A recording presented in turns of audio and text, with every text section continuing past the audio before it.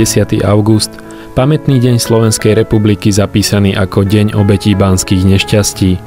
V meste Handlová si ho pripomínajú ako Deň bielých ruží. Tento pamätný deň reaguje najmä na najväčšiu banskú tragédiu v dejinách slovenského baníctva, ktorá sa udiala práve 10. augusta v roku 2009 v bani Handlová. V ten deň vyhaslo 20 baníckych životov. 10. augusta v roku 2009 sme sa tu s občanmi spontánne stretli a zapálili sme sviečky, keď sme sa večer o 7:00, keď sme sa dozvedeli tú hroznú tragédiu, že 20 našich kamarátov, spoluobčanov zahynulo v bani, a tu sme si slúbili, že každý rok sa tu stretneme.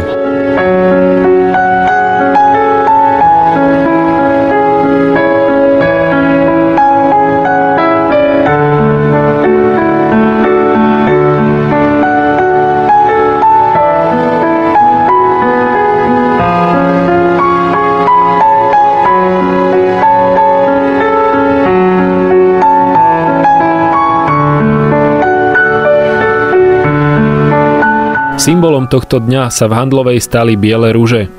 Biela ako farba nevinnosti a zelené lístky predstavujúce farbu nádeje, že sa takáto tragédia už nikdy nestane. Pamätník baníkom preto býva jeden deň v roku obsypaný bielými ružami. 10. august bol teda schválený Národnou radou Slovenskej republiky ako Deň obetí banských nešťastí. Je to nesmierne krásna myšlienka. Ja som veľmi rád, vzhľadom na to, že som mal možnosť aj minulý rok sa zúčastniť, keď bol vlastne schválený v Národnej rade Deň pamäti banských nešťastí, pamätný deň, že vlastne táto myšlienka žije, že vlastne prišiel poslanec Národnej rady s tým, aby sme si každý rok takto uctili obete banských nešťastí. Baňa im dávala prácu, baňa ich živila, baňa berie zdravie, baňa berie to najcennejšie, čo môžu mať, a to je život. Ja si myslím, že tí, ktorí teda položili svoje životy, ktorí vlastne boli obeťami tej tragédie, si navždy zaslúžia našu úctu a pokoru, aj týmto spôsobom, že sa tento pamätný deň zídeme a pokloníme sa ich pamiatke.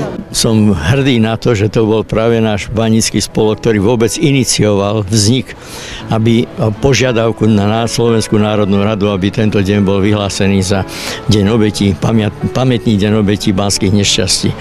Podarilo sa to a myslím si, že boli ste svedkami toho, že to bola dôstojná spomienka nielen na tých 20, myslím, ale na všetkých baníkov, ktorí prišli pri svojej práci o život. Handlovská tragédia ukázala, že celoslovenská verejnosť si váži prácu ľudí, ktorí sa dennodenne ponárajú do hlbín zeme a vynášajú na povrch suroviny, s ktorými sa delia v podobe energií so všetkými občanmi našej republiky. Spoluúčasť a solidarita s touto tragédiou bola celospoločenská. V tento deň si Slovensko pripomína viac ako 470 obetí banských nešťastí, ktoré sa stali v regióne Hornej Nitry a viac ako 300 doteraz mapovaných banských tragédií, ktoré sa udiali v baniach ťažiacich kovy na slovenskom území. Tragédia v roku 2009, ktorá postihla nielen hornonitrianske bane, ale vlastne zasiahla celý región Prievidze, je veľmi citlivá. Veľmi vítam iniciatívu vedenia mesta Handlovej, ale aj poslancov Národnej rady, ktorí schválili tento deň ako deň obetí banských nešťastí. Je to krásna myšlienka, zodpovedajúca významu handlovského baníctva a ešte aj symbolicky tie tragédie, ktoré boli hrozné, prakticky dve.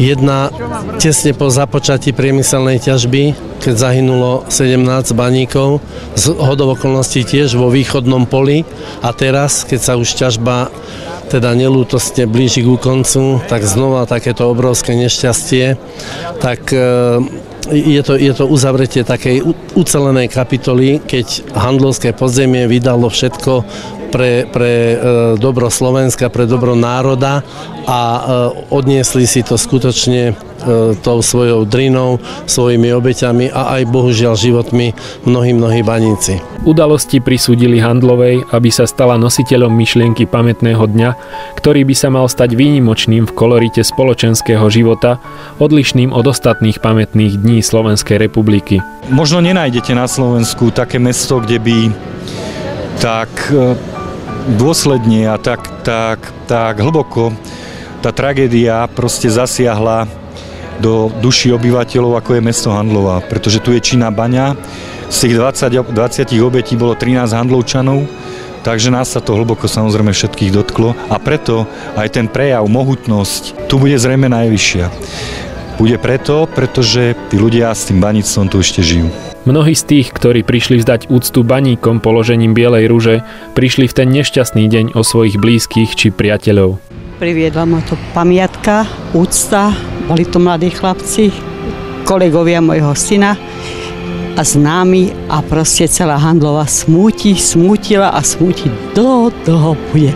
Ja mám syna baníka, manžel bol baník, takže viem, o čom hovorím. Zaslúžia si za tú prácu a teda ostali tam mladí ľudia. No tak je to správna vec, ako sa povie, čo sa takto dáva. Som tiež prišiel si uctiť ako baník, otec som robil baník. A tak sme sa uznesli, že každý rok úcti 10. augusta sa tu zídeme a dáme poctu každá jednu bielu ružu. Nie je v silách nikoho vrátiť pozostalým tých, ktorých im baňa vzala. No prejavy spolupatričnosti a úcty zosnulým baníkom sú pretrvávajúcim odkazom ich pamiatky.